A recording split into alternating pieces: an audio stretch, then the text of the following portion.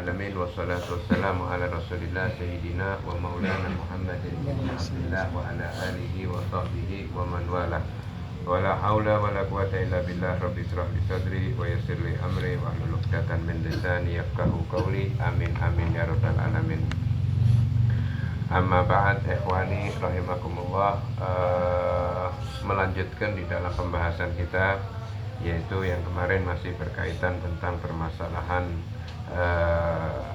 afatul lisan, yaitu bahaya-bahayanya lidah dan tugas fungsi daripada lidah itu sendiri. Kemudian untuk bisa kita menghindari daripada maksiat-maksiat lidah, yang mana kita kemarin menjelaskan tentang permasalahan debat, kemudian permasalahan juga saling ribut ya dalam omongan ya. Maka kita akan jelaskan tentang meneruskan masih di seputar itu, walin nasihat, adapun ya nasihat ya, nasihat yang kita berikan ya kepada sesama kita, artinya teman maupun anak maupun saudara dan lain sebagainya, yaitu adapun nasihat itu adalah sifatun wa hayatun ya, wa yahtaju fiha ila talatuf. Jadi kalau dikatakan sifat nasihat ini, yaitu nasihat itu bisa itu berupa daripada sifat-sifat terpuji, bisa daripada gerakan-gerakan, mungkin ada daripada sifatnya kurang pas, atau dari tingkah lakunya, tapi itu semua diperlukan, semua di dalam nasihat itu diperlukan dengan adanya lemah lembut di dalam nasihat ya. Di dalam nasihat itu perlu adanya lemah lembut. Maka dikatakan wa illa, kalau tidak ada hal yang demikian ya, maka apa? Syarat fadhihah. Apa fadhihah? Membuka aib. Jadi kalau andai kata ada orang itu mau menasehati, jangan di depan ramai orang. Kamu semalam gini, kamu gini, kamu gini, kamu gini. Dikatakan apa? Malah itu membuka aib, bukan menjadikan pahala baginya, tapi malah dia membukakan aib bagi orang yang tidak tahu. Artinya Allah subhanahu wa ta'ala menutup daripada aib tersebut, kemudian dia telah buka ya. Maka datang satu orang ini mengatakan kepada Sayyidina Ali Zainal Abidin dengan cacian, dengan makian dan lain sebagainya, dengan mengejek, dengan kalimat yang badi, yang jelek. Sehingga dikatakan sama Sayyidina Ali Zainal Abidin, dikatakan, dia bilang jazakumullah khair, dia bilang syukron, yang engkau ketahui betul yang ente omongkan semua, tapi yang engkau ketahui, yang belum engkau ketahui itu banyak, yang Allah masih tutup. Makanya saya bersyukur kepada Allah, karena dia tidak tahu bahwa hadza daripada cucunya Rasulullah SAW. Kemudian dikatakan baru dia pulang, kemudian ketemu dengan satu orang, ditegur, kemudian dia baru menyadari. Akhirnya dia kembali dan minta maaf. Betul disampaikan, betul dan hal itu. Tetapi dikatakan an-nasiha fi amamil malak fadhihah. Nasihat di hadapan manusia itu fadhihah. Apa fadhihah? Membuka aib. Sama saja membuka aibnya. Jadi kalau andai kata kita melihat sesuatu yang tidak berkenan dan lain sebagainya dari teman kita melakukan sesuatu ya yang mungkin mukhalif dengan syariat dan lain sebagainya, yaitu cara menasihatinya, yaitu dengan apa? Ya dengan kita menyendiri, atau kita menyampaikan empat mata dan lain sebagainya, yang sehingga orang lain tidak mengetahui. Semampu kita menutup daripada aib saudara kita. Maka dikatakan man sataral mu'minan satarallahu fil dunya wal akhirah, yaitu orang yang bagi orang yang menutup aibnya sesama saudaranya seiman, semuslim, maka Allah subhanahu wa ta'ala akan menutup aibnya nanti tidak dalam kehidupan dia di dunia maupun di akhirat ya. Itu karena orang tidak akan mampu ketika dia terbuka aibnya dan lain sebagainya, orang tidak akan mampu ya. Setambeng-tambengnya orang ya, sendablek-dableknya orang mesti ada satu daripada aib yang dia tidak mampu untuk menahannya. Tidak mampu untuk dia orang tak lain tahu. Jadi tidak tahu. Nah, maka Allah Subhanahu wa taala akan menutup itu semua. Maka kalau kita dikatakan setelah kita melakukan apa perbuatan maksiat, maka disunahkan untuk menutup. Ya, disunahkan untuk menutup. Bahkan ketika ada orang mengatakan kamu melakukan hal ini enggak? Udah. Bainahu wa baina rabbuh. Antara dia dan Tuhannya, bukan tugas kita untuk menghukumi. Ya itu. Jadi antara dia dengan Tuhannya. Tutup. Malah jangan dibuka, kecuali kalau dia membuka itu kepada seseorang yang untuk dia syur, untuk dia musyawarah, untuk dia mencari solusi dan lain sebagainya, itu tidak jadi masalah, ya. Terus kemudian dikatakan juga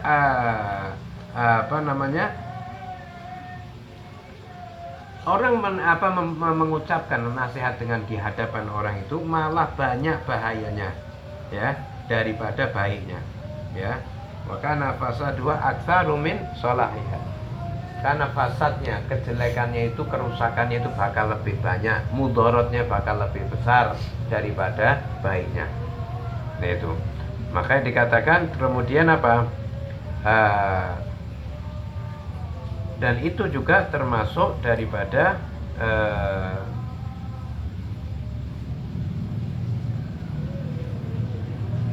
hal-hal demikian ini, seperti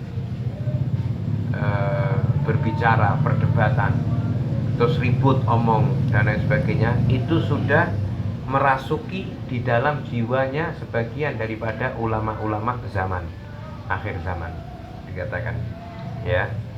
Itu yang membahayakan. Kecuali kalau engkau ketemu dengan seseorang, diam sudah. Man kana yu'minu billahi wal yaumil akhir falyakul khairan au liyasmut. Kalau engkau beriman karena barang siapa yang beriman kepada Allah Subhanahu wa taala, ya, dan hari akhir, maka falyakul khairan aw liyasmut, maka berkata baik atau tidak diam. Itu lebih selamat. Lebih selamat. Walaupun kita tahu.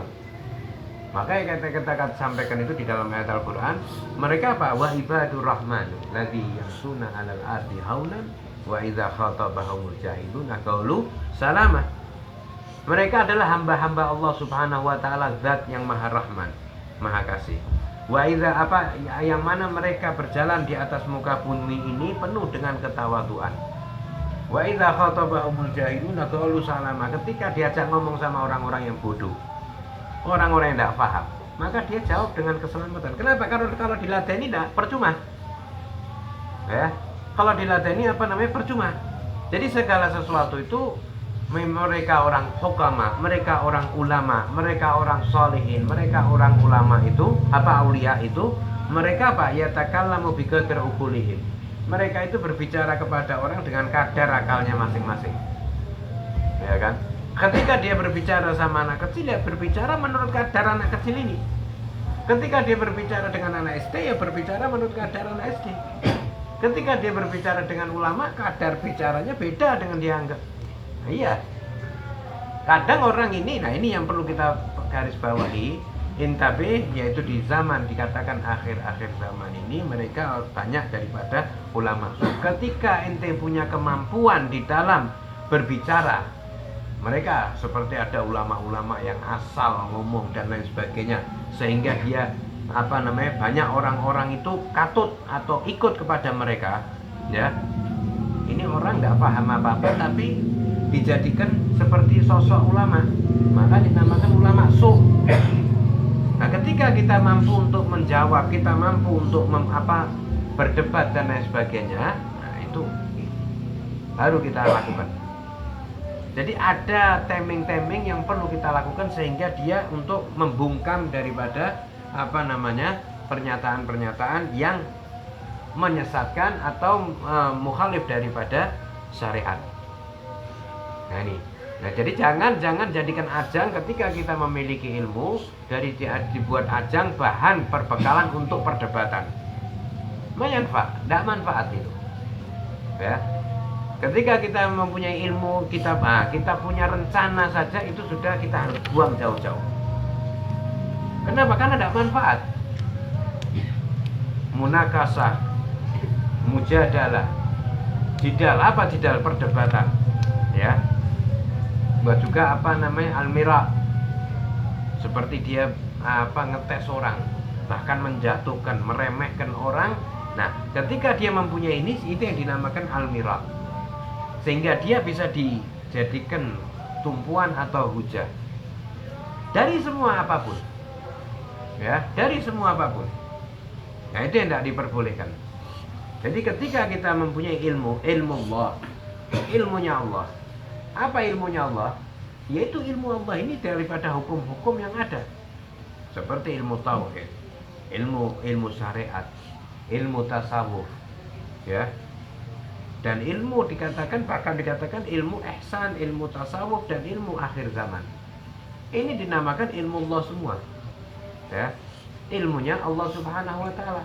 Maka kita mengemban, katakan apa? Al ilmu nur. Ya. Al ilmu nur. Ilmu itu adalah cahaya. Makanya ketika kita memiliki ilmu itu jangan dipendam. Kalau dipendam dia akan gelisah. Ilmu itu ketika kita memiliki, kita sampaikan terus, maka akan apa istilah bahasanya itu, ngetuk, akan bersumber terus. Ya, itu dia. Nah, kenapa? Karena ilmu Allah ada. Makanya kata Imam Syafi'i ini radhiyallahu anhu, syakautu ilal waqi an su'ul hifzi, ya, fa arsyadani ila tarkul ma'asi. Fa inna ilmu Allahu nurun wa nurullahu la yu'ta al-asi. Pernah Imam Syafi'i itu mengeluh kepada gurunya yang bernama syekhnya dia yang bernama Syekh Waqi. Syekh Waqi. Dia mengeluh tentang mulai hafalannya itu mulai melemah. Tapi bukan melemah itu kalau kita sudah bebel mungkin, ya. Tapi kalau dia ini melemah ini, sekali baca ini, 2 kali baca baru hafal. Dia baca Al-Quran 1 lembar sekali, 2 kali baru hafal. Itu dia, ya Allah, kok lemah ya. Biasanya sekali hafal baca langsung hafal. Nah ini ya, itu pernah. Apa kata Imam Waqi? Kata gurunya, dikatakan, dia bilang untuk supaya dianjurkan supaya dia meninggalkan maksiat, ya kan, dianjurkan supaya dia fa'arsyadani ila tarkul ma'asi. Kenapa? Karena ilmu Allah itu adalah cahaya, dan cahaya Allah tidak diberikan kepada mereka yang bermaksiat. Wa ilmu Allahul wa ilmu Allah nurun wa nurullah la yu'tahal asi. Dan nurullah ini tidak diberikan kepada asi, kepada mereka orang yang bermaksiat kepada Allah Subhanahu wa taala. Ya, banyak ada beberapa perkara ini yang sehingga dia tercabut. Seperti orang yang meninggalkan sholat.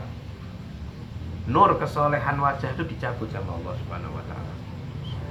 Orang yang gampang meninggalkan sholat 5 waktu, itu nur cahaya wajah itu dicabut, ya. Terus kemudian bagi mereka, ya, dikatakan waliyadzubillah, zina, la yazni zani hina yazni fahuwa mu'min. Ya, tidaklah mereka orang yang berzina ketika dalam keadaan berzina dia beriman. Artinya ketika dalam keadaan zina itu dia tidak mungkin membawa iman. Artinya imannya dicabut sama Allah. Selesai zina baru dibalikkan. Iya kalau dibalikkan. Kalau enggak, waliyadzubillah. Iya kalau dia masih hidup setelah dia berzina. Kalau di tengah zina dia meninggal, waliyadzubillah. Nah gitu. Begitu juga sarik. La yasriku sarik hina yasrik fahuwa mu'min. Di dalam mereka orang yang mencuri, dalam keadaan mencuri dia dalam keadaan iman. Tidak ada. Kenapa? Karena sudah tidak ada yang ditakuti lagi. Oh, dia mencuri, sudah gelap, sudah dia mencuri, itu tidak ada keimanan baginya, ya. Maka setelah dia mencuri mungkin dia kembali lagi, mungkin dibalikkan lagi sama Allah Subhanahu wa taala. Ini yang perkara-perkara ini yang bersifat maksiat, membangkang kepada Allah Subhanahu wa taala, itu bisa menjadikan nur atau keimanan daripada diri orang tersebut ya tercabut, ya, waliyadzubillah.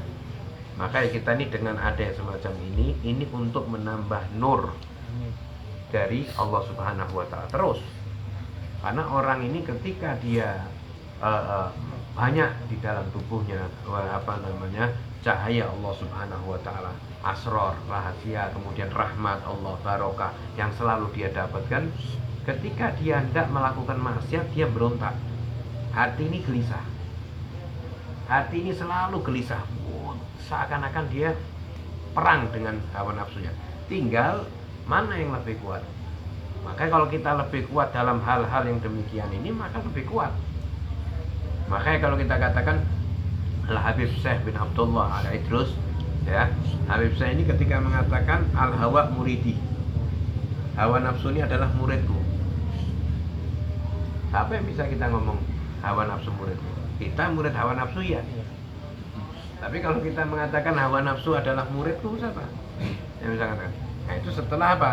Setelah mujahadatun nafas, ba'dal mautin nufus, dan dia telah mematikan daripada hawa nafsunya. Jadi hawa nafsu dia itu diperintah sama dia. Kenapa? Karena unsur yang ada di dalam tubuh kita ini, sebagaimana disebutkan dalam kitab Kimia atau Sa'adah itu, ada unsur hewan, ada unsur setan, iblis, dan ada unsur malaikat.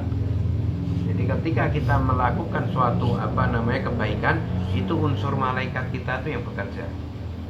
Ketika kita makan, minum, tidur, bertengkar, itu unsur binatang kita itu bekerja. Ketika kita melakukan maksiat ini, maka unsur syaitan ini bekerja. Tinggal mana yang lebih kita gunakan unsur tersebut.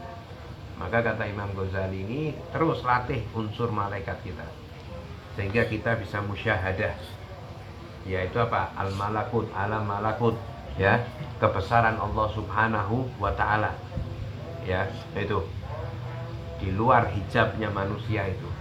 Makanya kalau andai kata kita dalam keadaan tengah malam atau tahajud dan lain sebagainya, kita kosongkan semua aktivitas, ya, pendengaran, penglihatan, dengan menjam itu hati kita menyebutkan kalimat Allah, Allah, Allah, Allah dalam hati, tidak usah mengucap. Sehingga nanti apa yang kata Imam Ghazali, sehingga nanti kalau kita terbiasa dengan hal itu, kita akan mendengarkan suara yang ada di dalam hati kita. Jadi kalimat Allah, bukan kita Allah terus dengar, tidak, tapi ada, kita menyatu dan kita bukan. Nah, itu di dalam mujahadat, bukan khayal. Kita baru sekali dua kali wow, langsung khayal, jadi wali-walian, jadi majidub-majiduban, apa jadi kasaf-kasafan, wah sudah. Yang ada apa? Khayal, ya, khayal terus sana. Nah itu, jadi itu perlu ada hal demikian. Maka kayak gitu tuh semua bisa dilatih. Berarti kita akan apa? Mana yang lebih kuat unsur yang sering kita gunakan? Ketika kita, makanya dikatakan kenapa al-hawa muridi, hawa nafsu itu muridku. Jadi ketika dia melakukan ini unsur setan mulai bekerja. Nah, ini unsur ya, hewan ini, kalau hewan ini makan, minum, tidur, ya, berhubungan, terus kemudian bertengkar, seneng, itu biasanya unsur hewan. Tapi bukan terus kemudian saya mau mematikan unsur hewan, tidak makan, tidak minum, tidak boleh juga itu, ya. Rasulullah makan, Rasulullah minum, Rasulullah tidur, Rasulullah zuat, Rasulullah puasa dan lain sebagainya. Rasulullah tidak puasa dan lain sebagainya. Ya, artinya secara mubah saja. Tapi engkau bisa jadikan mematikan unsur hewan ini dengan apa? Dengan niat solehah.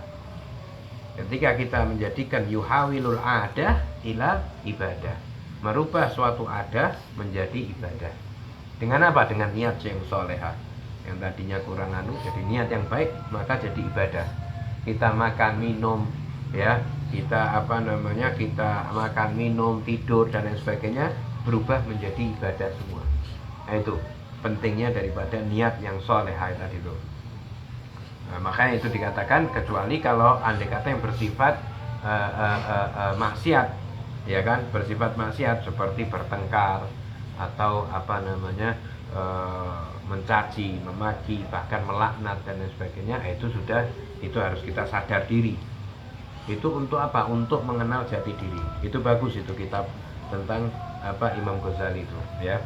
Insyaallah menjadikan nafa wal intifa lana walakum insyaallah wa anna ma yaftah alaina wa alaikum bidzalikin wa yafaduna fi din wa alimata wa wadina ila sabil wa anna ma yahfadna wa yahfadkum min jamil adiyat min syarril fitan wal mihan ma dhahara minha wa ma batan wa anna ma yafarrid lana wa lakum wa jami ummatil muslimah muhammadiyah bi khairin wa turfa wal afiyah wa anna ma yahfadna wa yahfadkum min jamil adiyat qabla yawdi hatta la yawdi wa min syarril ins wal jan was sihr wal jamil ain bi khairin wa lutuf wal afiyah wa anna Allah yakhtim lana wa lakum bil husna bi khairin wa tawfiq ba'da tulul umur fi ta'atillah wa ja'al kuburana jannah wa la tajal hafratu min khabarin niran wa adkhilna jannata bi khairi hisab wa iqab wa la ta'amala siddiqin wa syuhada wa salim wa alayna tirasin wa faraka dzalik li walidina wa walidatina wa li auladina wa li dzurriyyatina wa li muhibbina wa li talamidina wa li man ahabbana wa li man ahabbana wa li man ahsana ilaina ala hadini wa li jami'il muslimina wa li man ahabbana والعافية على هذه النحو وكل صالحة ولا من أصل في زيادة ومحبة شرف في محمد صلى الله عليه وسلم وارزقنا الكمال المتابعة له ظاهرا وباطنا محمد وعلى آله وصحبه وسلم والحمد لله رب العالمين. سر الفاتحة.